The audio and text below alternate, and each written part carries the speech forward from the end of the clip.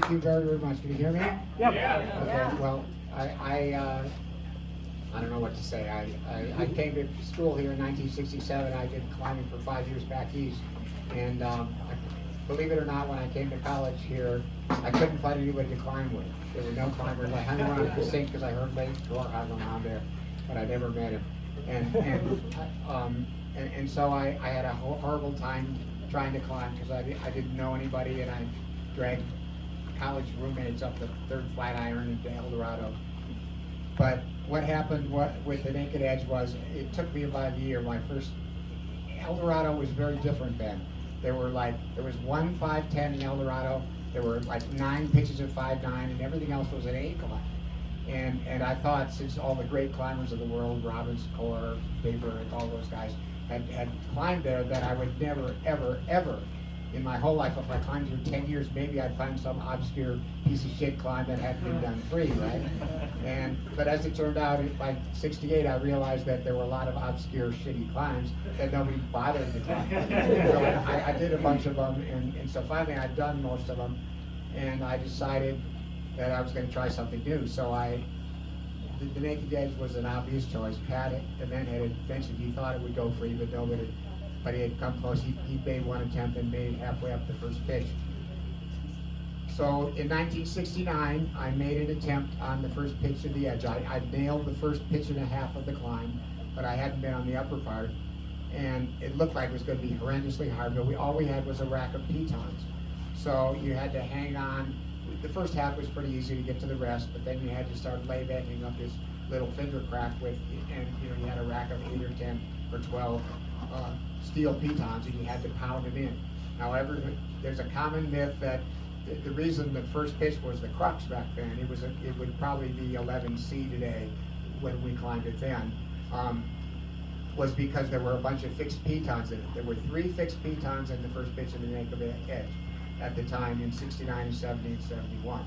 There were 2 down low in the easy part, and then there was 1 about 3 feet below the belay stance, way after the crux. So the entire upper half, the crux of the first pitch, you had to hang on, lie back, get a finger lock, place pitons, and you'd reach down to your rack, pick the right piton, stick it in the crack, and if the first tap you missed, the piton would fall 800 feet, and it'd probably be the only piton that would fit. So you had to tap it the first time, tap it the second time, and then pound it home, and then you had your piece in. Then you'd reach down and you'd get a single carabiner, second carabiner for rope drag, and then you clip in. So there was a reason that nobody did strenuous overhanging finger cracks or hand cracks in the 60s, because nobody could hang on and place more than 1 or 2 pitons in a row. Anyhow, we did the first half of it. Winch and I did it together in 1971 in September, and he had to go to the valley right after that. We did the first 3 pitches. We yo-yoed the first pitch, and then I came back 3 weeks later because Steve had gone to the valley with Duncan Ferguson, and we did the whole route. But at the time, the first pitch would have been the crux, the second pitch would have been a little tiny bit easier, and the third pitch a little tiny bit easier. They were all, I don't know, they were all strenuous. It was the first climb maybe in the world that had 3 5-11 pitches on it, I think. It was considered a very, very hard, continuously difficult free climb. It was very hard. So anyhow, I don't know what else to say about it. We were lucky. We sieged the first pitch. I onside the second pitch. The third pitch was free, of course, already. Cora had done it way back when. And then the fourth pitch, Duncan and I each fell once, and on the fifth pitch, I let it onside. I was very ethical. I believe that, sieging pitches was cheating. It was just like bouldering, and so it wasn't really climbing. I only felt good because I did onside one of the pitches, but the other pitches I felt, it was a hard climb, but anybody can do a climb if you fall off it enough. So. Yes. The story was that at least you launched for it? I did. I didn't believe in lunging. We thought that was cheating too, but I did I hadn't done the fourth pitch before, and I was with Duncan. Duncan was one of the world's best off-width climbers, and I'd heard that the top of the pitch had some off-width climbing on it. So I'd led the first pitch and the fourth pitch, so I thought, well, Duncan will lead the last pitch because he's really good at this shit, right? So, but he couldn't get off the belay ledge. He couldn't do the first move off the ledge. He'd only been climbing a year, you know, he was really.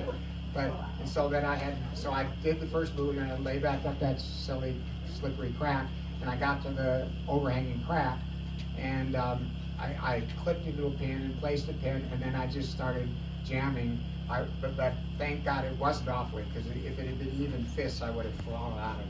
But luckily it was mostly hand jamming, which I knew how to do. So I had Robin's boots on, the big, huge boots. And so I couldn't put my toes in the crack at all.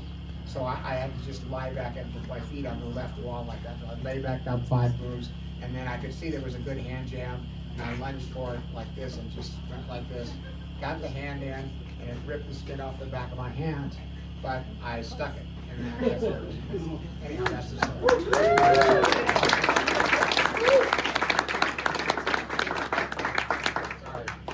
That was awesome. I want to stay all night with Jim. Question. Did anyone find a Birkenstock? It's like a Woodstock, but it's made out of fur.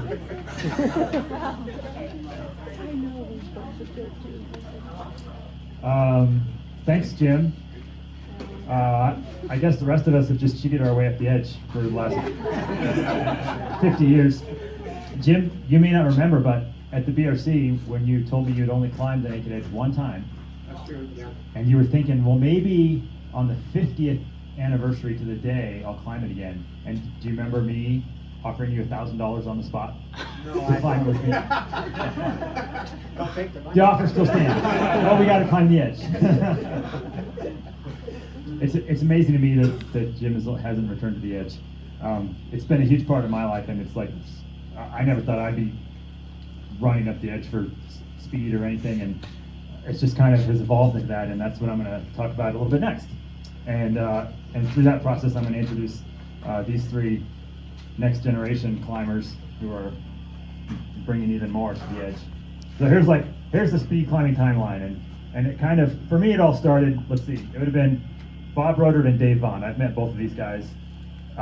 Actually, I climbed the edge with Bob one time, and that was the first time I soloed to the base, and I was crazy. Like the cave pitch, you know, you kind of do this and that, and then you turn all the way around inside the thing before you figure it out.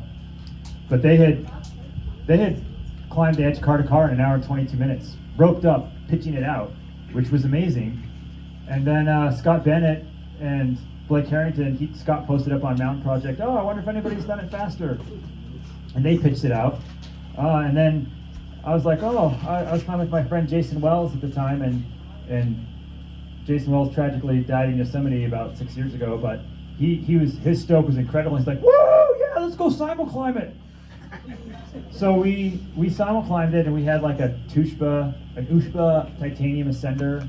Has anybody ever used one of those? No. They're super cumbersome, but there were no like micro tractions or fully capture devices back then. So we clipped the ascender on, and we managed to get it done in 49 minutes. We're like, oh, that's never going to go faster than that. That was like, we did it in one pitch, Jim, like it's nonstop, right? I'm just like, oh, that's crazy. And then over the next 3 years, Scott and Brad would answer a little bit faster time, and then we'd be like, oh, okay. And then we do it again, and then finally we did it in like 35 minutes, you know, in 2014. And Scott and Brad took 6 minutes. We're like glad they beat our time because it was super fun with those guys. Scott is just he's such a character. Brad is super goofy. Those of you guys that know Brad, he's also not with us anymore. But they lowered the time by so much we thought we were out. Jason had no such illusions, and like it was a whole year later we came back and did that one, and then they did it again, and I don't know what it ended up at 24 minutes in 2015. And then there was a big lapse. Nobody was super into speed climbing it because that was somehow this mythical thing, and during that time, I guess, well, Jason died in 2017 in Yosemite, and so I wasn't super interested in doing it again. And I had met John Ebers and Ben Wilbur, and John is he's a cross-country runner, and they got kind of psyched on it. And so he told me they were going for it, so I went out and filmed them, and they took 15 seconds off. I was like, oh, 15 seconds. And I think that year, the year prior, I had met this guy named Joe Kennedy. I'm going to go back a slide. Where is he? This guy in Bill Wright's Tour de Flatiron races, and he's a young guy, super agile runner, and he could run downhill like nobody I'd ever seen. And he sends me a text one day, say, hey, any interest in going after the Edge speed record again? And I was like, I hadn't had any interest, but with Joe, it's like having a secret weapon. Like, he'll do all the work, and I'll just tag along. And it'll be like that cartoon, if you remember when Timmy and Yuji were speed climbing the Neus, and there's this great cartoon of Yuji like hand chopping up the top pitches of the Neus, and Timmy's like this, or was it Hans? No, Hans was like this balloon flying behind Yuji. But it's really fun. So that's how I envisioned that happening. And so we did it a whole bunch, and got it down to 22:44, basically because Joe can run down the slabs like a cat. So yes. Well, I mean, I ended up leading it, but it was super fun time. Let's see, what kind of pictures do we have? Oh yeah, I should have thrown the pictures in as we progressed here. But I don't want to talk all night either, Jim, but just a couple stories. Like when we first started doing it for speed, we had no logistics. We would just go from the bridge and we'd run, but then you get to the base and tie into the rope and then go, and we didn't know what gear to use, and gear's flying everywhere. And it sort of evolved over time, and I think it might have been one of these times where this is Jason, this is me, and this is the top hand crack. And there's a fixed text at the bottom, Jim, and then we would go up, and halfway you'd put a number 2 Camelot. But we were trying to figure out, well, do we need the number 2 to go really fast? And so I was leading one time, Jason was behind me, and I get to the very top, the number 2 is like 10 feet below me, and I'm like, I don't think I need that. And then all of a sudden, like, I greased off, and so I fell from, out of the picture, like, down to here. And so now we always put the number 2 Camelot. It's really a bummer. This is Scott Bennett and Brad Gobright, and they set the record one time with Scott wearing jeans. That's, yeah, in 29 minutes, right? Like, it's kind of crazy. This is a Rob Kepley photo that I think is like #1 on Mountain Project now. These were really fun times in Eldo. Enter John Evers and Ben Wilbur. John is like such a smiley character guy, and we put this little thing over here because if he's here tonight, he'd be like, yeah, don't show my belly in that photo. It's not as big as mine, but he doesn't look like a cross-country runner there, even though he still gets to the base a minute faster than anybody ever has. And even Alex Hahn was like, oh, I watched the video and I felt like a spectator because me and my friend Wade were filming him climbing. These were just really fun times. And then there's 2 characters that aren't here tonight. I don't know if Becca or Kate, they set the female record, and they were doing laps in the 2020, 2021 time frame. I don't know. I think Becca was usually the one who led it, but so they currently have the fastest female time at 37:40 until Lynn finds another girl to do it. Lynn and Jack have recently done a round trip in about 31 minutes. Is that right? I'm going to introduce Jack here in a second. So here's the day that Joe and I did it. That was a super fun day. It was great. And a big thing to me that's just amazing is I never thought I'd be doing the Naked Edge for speed, and then it just kind of happened. And then the number of cents after just doing it regularly for 15 years add up, and the community that comes out for these kind of things. And now I think I've climbed the edge with over 50 different people. So if anybody wants to climb, it's a life goal of mine. I want to get to 100 different people up the edge. So hit me up. Don't be shy. I love climbing it with new people. It's a lot of fun. So then that's the rack. Everybody's seen the rack. It's it's a little bit lighter, Jim, than maybe what you carried. Yeah, that's the pitch 1, 2, 3, 4, and 5. Yeah. That was just one of the times that Joe and I climbed it, and we They tied tied the the. record. That's right, we tied the record, John and Ben's record, and so we were drinking beers in the parking lot. Well, and Stefan has this habit of always bringing at least a few 10% stouts. No matter what time of day, it's like Tuesday morning, he's like, I think I just happen to have them in the car. This is like a very meaningful photo. Once I had to stay in Eldo because I think we did a couple laps and then we both had a reverend and Stefan was fine and I was like woozy and I sat there watching the sun go down for an hour. I like the strong beers. Yeah. All right. Well, now I think I'm going to let Jack talk about this stuff. I think Joe's gonna Oh, talk yeah. about Joe's going to talk next. Well, I want to introduce Jack first because everybody knows who Joe is, and then I think Joe's going to introduce Lynn. Is that how it's going? Okay. So Jack and Joe have been good friends, I think, longer than I've known Joe, maybe. And Jack had some injuries a couple years ago, and was kind of having a rough time climbing. But in the last 2 years, I would say he's returned to full form, and he and Joe were going after the record again this spring, and they basically tied it. It was like 3 seconds, but it was super fun to watch Jack go from being stuck on the couch with an injury to doing the naked edge in 22 minutes and change. And I fully expect them to basically re-up their their young guy antics maybe next year or something. Okay, that's all I have. Unless there's any questions. No, maybe questions at the end. Yeah. All right. Okay, Joe. Sweet. Well, This is all like going to the improv. Stefan, do you know this record for speed solo? I don't.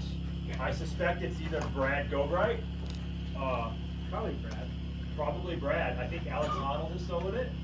I mean, and speed solo, they probably did it in like half an hour and it wasn't that hard. Sure. Soloing. And I know Rolo Garibaldi's also soloed it several times. No idea how fast. Jim, how long for a solo? And Jim. Yeah.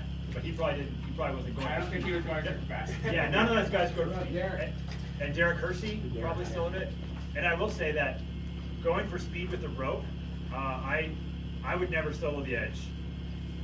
And going for speed with the rope, like you do things that you probably wouldn't when you're soloing, you know. So yeah, I figured it. Thank you. All right, well, Joe. does this work? Okay. All right. Well, I guess Stefan didn't get a proper introduction, and a lot of you, I'm sure, know who he is because of the Edge. But his long history of impressive feats in the outdoors extends well beyond that. And I think the three of us know him as the one who has subtly, introduced us to a lot of these ways to have a lot of fun outside, moving usually pretty fast in the mountains. Some of the most fun I've ever had. And so I wanted to say a thank you to Stefan for introducing me to this stuff. But I just wanted to touch briefly on that fall when Stefan and I got the time that is the record at the moment. Because Stefan, to me, it was so casual about it, which I think is what was pretty funny going into it. He started off with, let's go do a couple laps, pitch it out, and it'll be super fun and chill. And then next thing you know, one day he's like, oh, well, you want to just, put a micro on the first anchor and just lead us up to the base of the Bombay chimney. And then one thing leads to another. And then within 3 weeks, it's like, oh, I guess we just do a full lap sprinting from the bridge in climbing shoes. But throughout it all, he was sort of the instigator and also the, primary source of all of the psych and energy around the route for myself and also for many other people. I think I was sort of doomed from the start to end up doing this route a lot because the first two people that I climbed with after moving here were Stefan and Wade Morris, both on the Naked Edge. And if any of you know Wade, he also has a long history of, doing the same route over and over again pretty quickly. So meeting those two early on was both the best thing ever, and also led me down a path of not many other options.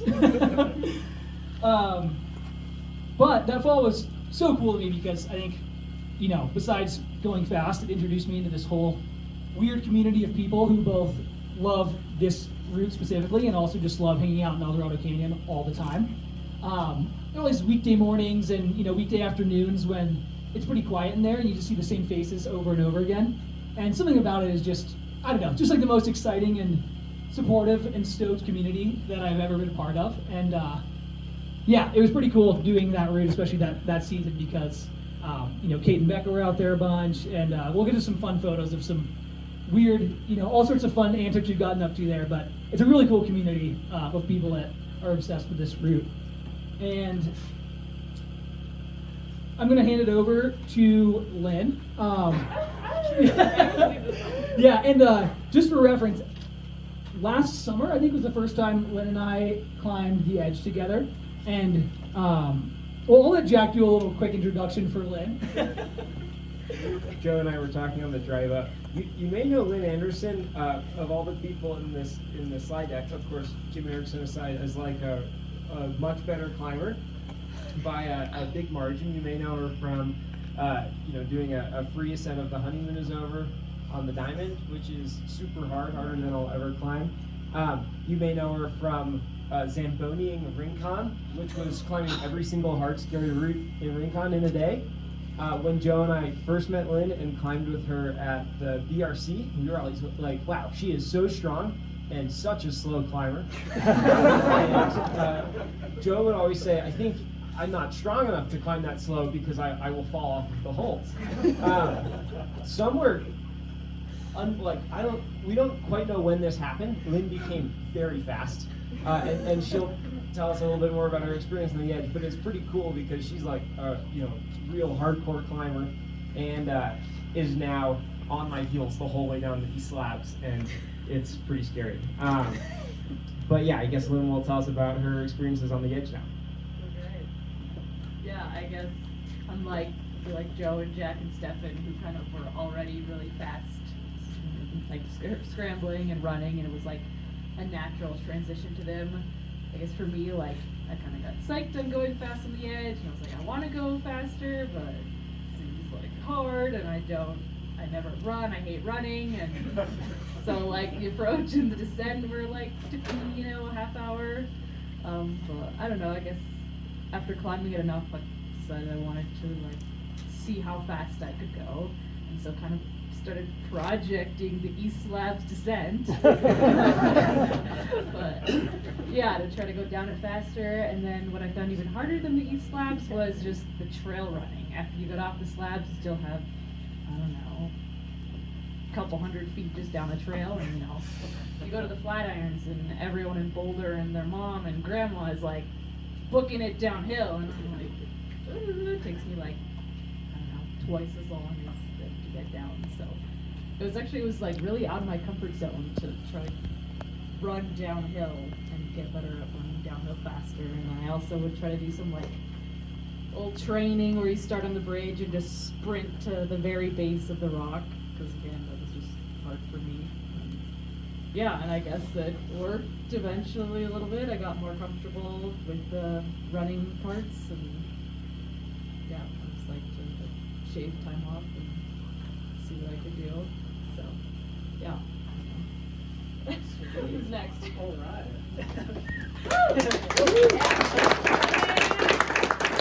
Do you want to go back for just a second? Oh yeah. Sorry, I have to spray more on Lynn's behalf. Alcorn, John Alcorn, does a lot of the scrambling stuff. He deserves a big shout out, and he's one of the only non-record holders, him and I, to go under 30 minutes. And he and Lynn did 31:54, and then what was it, on Tuesday or last week? Sometime last week, we did 31:51. So it's all in good fun with John, but we snaked it from him there, and it was really cool because even now Lynn is insisting she's slow running downhill. For context, I think Joe's record split going down the East Slabs was 3:30 from the top of the edge to the bridge, which is really fast. Stefan ran maybe 4:35 on the go. I ran like 4:45. And when Lynn and I did it the other day, we did in 5 flat. And I kept turning back because I thought I had to wait, and she'd be right on me. And I was like, I have to go faster. I'm slowing down Lynn Anderson. So if I practice a little bit more, maybe we'll bring that time down some. But she's fast. Cool. So yeah, I guess Stefan and Joe alluded to this. This spring, Joe and I gave the record a go. We came up a little short. 3 seconds short, which is not a tie, even though Stefan wants to give it to me. And let's see, I guess a little bit of backstory. So, like 3 years ago, Joe and I both met Bill Wright, who's a total legend. We met Stefan, we met Danny Gilbert, and they introduced us to all the joy and beauty that there is in doing something over and over and over again, whether it's the first Flatiron or Green Mountain, or in this case, the Naked Edge. In 2021, Joe and I got pretty stoked on trying to take down Bill and Danny's Yellow Spur record, and we projected that for a while and got that done. And then, kind of like Stefan mentioned, in 2022, I just had a series of like 3 to 6 month injuries that kind of went on for a year and a half, and it was a pretty discouraging time. And also around that time, in October of 22, was when Joe and Stefan smashed the record, and everyone thought there was this asymptote of 24 minutes, and that was some theoretical limit. They knocked 90 seconds off of it. So it was a pretty exciting time. And at some point during the months of mindless PT in the gym, I decided to set an unrealistic goal I was confident I'd never achieve, of trying to speed climb the Naked Edge. I think I'd done it twice prior, and it was really hard.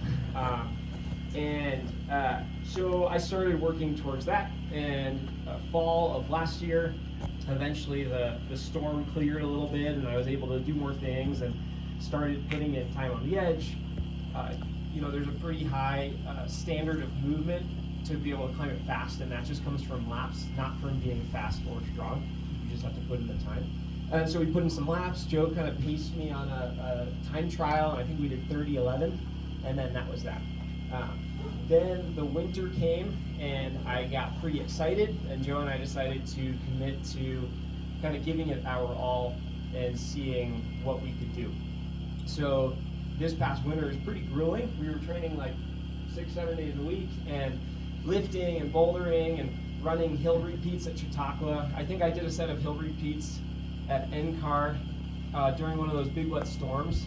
My girlfriend was not excited because she didn't know that I was doing intervals when we ran over there. But we did a lot of training, and then when Elbows started melting out in March and April, we really put a lot of time in to the route to kind of raise that quality of movement that you need to kind of swim up the route. So I think we did 19 laps in March and 22 in April.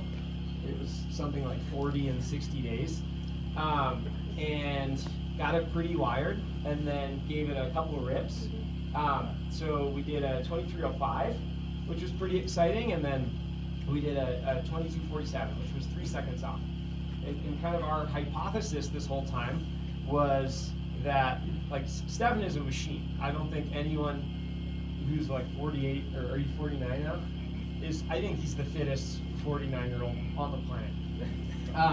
But our thought was he's such a machine, climbing and running, that there was no way we were putting a dent in his uphill split, but maybe 2 young guys could run downhill faster. Ended up being totally wrong. We got to the summit, I think, 80 seconds ahead of Stefan and Joe, and I couldn't quite put it together on the descent.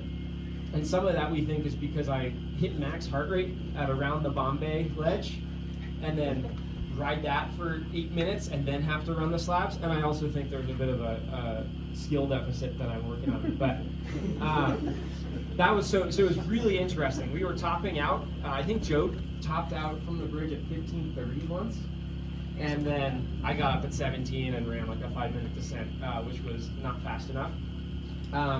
The really interesting thing, I'm getting a little distracted by the speed climbing, is that everyone said, "Oh, you're so close, you have to go do another lap." Stefan was really stoked for us. And we went to do a practice lap for this 3rd attempt that never happened. We're like, wow, we don't have it anymore. And we were plenty fit and feeling strong. But I think, like, mentally and emotionally, it's such a big commitment to go that fast, to dig deep, and to be that dialed and secure, because you are skipping a lot of gear. And so we decided to kind of hang it up. At least for now. But I think what was really interesting to me was the whole time I thought that I was kind of chasing the record and the glory, and that, I feel like everyone kind of knows climbing is about the people, but I told myself that this was my one indulgence, that I was doing it for my ego, or for the broken version of me that was super banged up in 2022. And it was only in coming close and not doing it that I feel like I learned like the big lesson, which was that even this was about the people the whole time. About, you know, I think Joe and I have 50 laps on the edge together. Stefan and I are in the 20s. Those relationships, climbing with Lynn, with John, with all the other folks that we'll show photos of. And so it was just cool that I feel kind of silly even now, even when I thought this was kind of just, you know, speed record, ego, that sort of thing. At the end of the day, it was so much more than that. So I think that's a good transition to talk about what we really want to talk to you about today, which is the community of the Edge, all the people out there.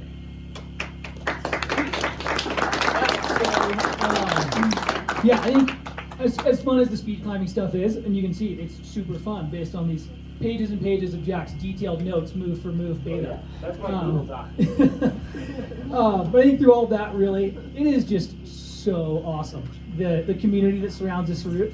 And being able to climb it with so many people, you know, whether it's simul climbing with, you know, these people, or bringing a new friend up there, because it's one of those routes that's just so well known and it's so good that, you know, everyone wants to climb it at least some point if you're into climbing. And over the years, you know, at least, I mean, I've only lived in Roller since 2021, so I have less years of fun on this thing than, you know, some other people.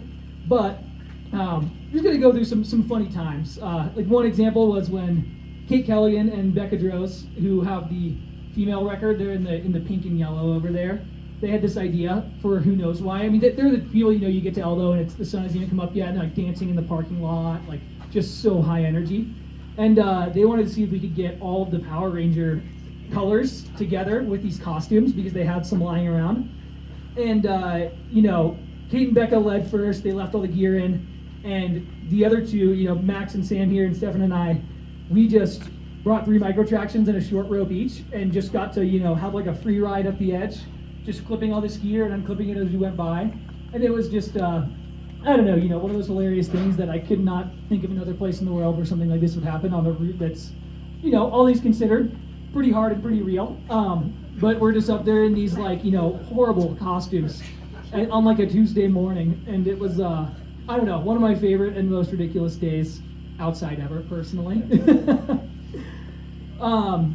The other fun one, I'm sure there are other people that have done this, but the naked edge.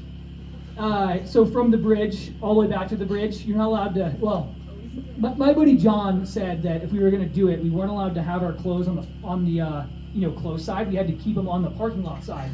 So it was a true naked ascent. You know, we had to run all the way across. And I was like, man, can we just leave the, you know, like a towel on the other side? He was like, no way. No, I got to go full. Yeah, man, they tell their story. Yeah. And, well, yeah, so John and I did it a while back. And John, you know, who knows this guy, but did it again with Lynn. And Lynn has a good story. John and I did get to the summit, and it was I think it was a Tuesday morning at 5:30, and we started in the dark with headlamps because we didn't want to, you know, get like arrested or run past any people naked in the morning, and ruin their days and weeks. But we get to the summit, we hadn't really turned around, and on the summit we turned around and are both like, oh no, the lot is completely full. Like people are parking in, you know, the lower lot already, and we're up there. And we're like, well, we don't have clothes, John. Okay, we have nothing now. We sprinted past one unassuming party on Wind Tower who didn't realize John was naked, but then saw his butt cheeks fly by, and then turned back to me, and it was pretty cool because they just, you know, gave us a hoot and a holler, and then we ran as fast as we could and got out of there. Lynn had a more intimate experience up there. Yeah, so again, I mean, I did it, you go early in the morning, and you know, you figure nobody's ever on the edge at 5:30 a.m., you know, you're probably pretty safe. But no, we got up to the cave pitch, and there was a party that apparently had started at 4 a.m. with headlamps on. And weren't expecting this. We were a little bit asleep, and yeah, we just kind of simuled on past them. We're like, don't mind us. But, yeah, then it was pretty quiet in the lot and on the way down.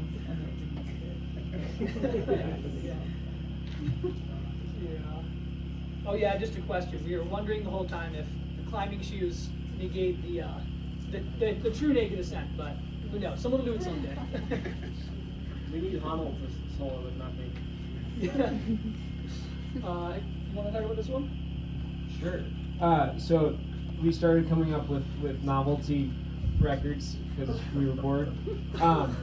Originally, Stefan, Jason Wells, and Brady Robinson, a legendary trio, did a 3-man lap in what, like 50 minutes? Yeah. And you can see, was it Brady that made those crowns of little crowns. Yeah. So that's an awesome photo.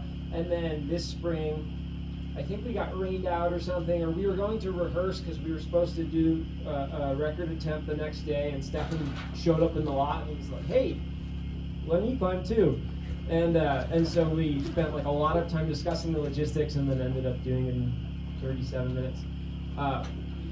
Basically, Joe led it. Stefan was tied into both ropes, and he was unclipping gear and reclipping it on the second rope. But micros are really hard to unclip and reclip, so he had a new set of micro tractions that he was placing as the middle guy. And then I cleaned it all, and it was a disaster, and we bombed on the slabs. And then I think Stefan, it seems like from my Strava post, he had a couple of reverends in the cooler. So that was a fun one. Oh, cool. Okay, yeah. I'm a software engineer, and I nerd out about data a lot. The lifetime laps are pretty cool. Stefan has so many. I'm old. He just has so many laps, it's a little unfathomable. The late Jason Wells, not quite sure how many he had, definitely over 100. And then you can kind of see the list going down. And there are probably other folks that have done it a ton, so definitely not exhaustive. I was also really curious, so I went on Mountain Project and I pulled all the tick data for the Naked Edge. And granted, some people don't take the route on Mountain Project, so again, it's just an approximation. We were curious what percentage of the laps the people who kind of obsess over it have. And so you can see Stefan, I think his average through the last 4 years is about 38 laps a year. And you can kind of see like all of the usual suspects rising and falling. So Joe in 2021 had just done 6, and then when he was gearing up in 2022 for the record, he had 38. At that time, like I was just getting started, I had 11. John Alcorn and his Lynn, Lynn's down here. Lynn had 6, and then in 2023, John and Lynn really took off. Stefan and Joe were still reveling in their glory. That might be the most anybody's ever done. I have a challenge this year. I'm trying to do 100 in a calendar year. And actually, I think this should be 68 now. We made the slides last week, but I'm working on that. But Joe and I were laughing when we aggregated the data across all 4 years. I think the top 10 lappers have like 65% of the Mountain Project descents. And there's some people who don't take it, so it's not perfect, but I have no life. And then this is a spreadsheet that's kind of like, this is mine. This was based off of John Alcorn's, and you can get really nerdy with the data, and I'm trying to do Stefan's challenge, but I'm far behind him. I just have 15 partners. And then the last bit of data I'll talk about before people's eyes glaze over is grading. Grading may be invented by Bill et al., homie, John Prater. And the idea is that you do a specific objective, usually a summit or a rock climb, on all 366 unique dates. So like maybe 1 year you'll get a Christmas, and 1 year you'll do a Thanksgiving or a New Year's Day. My grids are pretty sparse. Bill, well, maybe now it's a little iffy because he just recalculated. Bill is maybe the 4th person to grid Green Mountain. His wife Sherry has gridded it. John Prater, she was the 2nd. John Prater was the 1st and 3rd. That meant he had done 2 ascents on every day of the year. Flagstaff Sherry just gridded. I don't know if anyone else has. Bears maybe one. This guy Simon Testa likes to skip the very summit, so again, maybe Bill would have opinions. And then Stefan just finished the first Flatiron project, which is really hard and involved climbing the down climb with icicles on it more than a few times. And no one's done it. And it's way harder to grid something than to do it 365 times because you probably have a lot more July 4ths, before you have Thanksgiving Day. This is just another axis in which people really nerd out about this stuff. And if you imagine Bill, how many green ascents do you have total? Yeah, maybe 1,000. Yeah, Jeff Valerie has 2,000. Stefan probably had 800 on the first Flatiron, or 700 by the time he did it. We all got out for his 666 clap. Anyways, I'll stop talking about data, but there's a lot of fun stuff to do with it if all you do is the same thing over and over. And now I guess we'll run through a bunch of photos. Stefan, do you want to talk about these? Yeah, my 100th lap, I climbed it with my friends Jason and Brady. They were just on cowtails into 10 feet, so they let me lead the whole thing, and then they're both in the hand crack there, which if you've done the edge, it's like, that's kind of a ride. And Brady he directed the access run for quite a while, and he called me one day, he's like, hey, could you get Tuesday off to climb with Peter Cross? I'm like, does the sun rise in the east? So I got to climb the edge of Peter Cross, and short story there, we got to the top of the second pitch, and the clouds moved in, and it's starting to sprinkle, and Peter says to me, he's like, well, should we bail off this thing? I trust your judgment to the local, and I'm like, well, you're Peter Croft. The fastest way is up and over. So I will lead when I'm on 511, you're on 5.8, and when you're on the 511, you're on belay. And so we climbed and we got to the top in like this crazy hailstorm and cut down the trees. And so he actually had a pretty memorable day. I hope.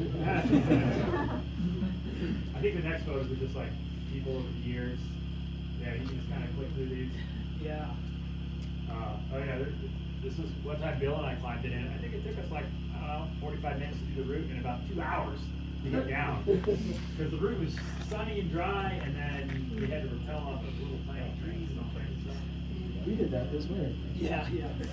That photo of Stefan's one of my favorite ones of anyone on the edge. Hanging out in the middle of that boulder problem on the last pitch. Fun. What else? This spring, Kishin turned 50 and wanted to do a lap under 50 minutes. Was it on his birthday? I think it was on his birthday, right after his birthday. Maybe you guys not here. Yeah. But we just barely got it done. Yeah, I'm so blessed to have been able to climb with so many different people. Although I didn't climb with Bailey. This is a photo that Tim Watts took. If anybody knows Bailey. Yeah, that's a typical That's party Brad. parking lot. That's what the parking lot looks like. It's really sweaty and gross. Let's see. We got Joe and Isaac on a winter's scent. My buddy Matt Tyler was just in town. He went up it.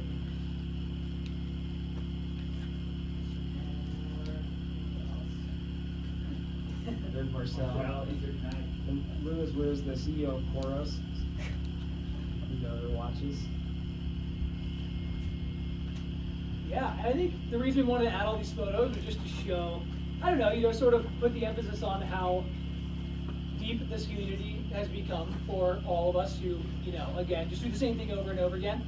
But I feel like a lot of times it feels like it's a lot more than going to do that route. It's like become a way to just catch up with, someone who I haven't gotten out with in a while, but someone who wants to go up there and we run into friends all the time, like on a random weekday morning. Odds are, if there's a party up there, it's someone that you know, and it's just really cool. It makes it feel very small and close to home, and it's been pretty awesome.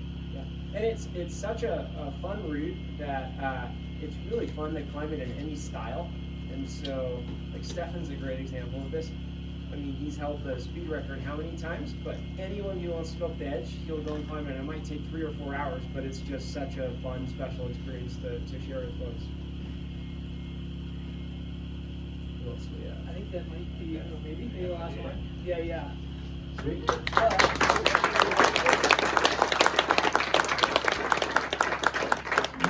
And we, if I don't know if people have any questions, but we'll take some questions. But our closing thought was that because, I don't know, at least we are very interested in speed, and I'm sure many people have, questions or thoughts about it all. But I feel like Jack and I both think at some point it will go quite a bit faster. Who knows if that'll be next week or in a decade. Yeah. But I think the interesting thing is, it seems like at this point to me that to do that, it will require not just going out and saying you want to do it, but kind of like going through this process of, meeting a lot of these people who've done it before and getting a lot of data and getting laps with different people to learn new things. And I don't know, it's more than just going and doing the route as a pure feat of fitness, and it's a bit more about gleaning as much knowledge as you can from all these people who've done it before. And it's pretty cool, so I'll be interested to see, you know, as time goes on. Whenever someone gets interested in it, if they'll, you know, just come in and blast it and shatter the expectations, or sort of be someone that has, you know, kind of slowly, likely gotten roped into it somehow by Stefan or someone else. Probably Stefan. Yeah. But Sub 20 one day. You heard it here first. But yeah, I don't know if anyone has, or I mean, I'm sure it's late at this point.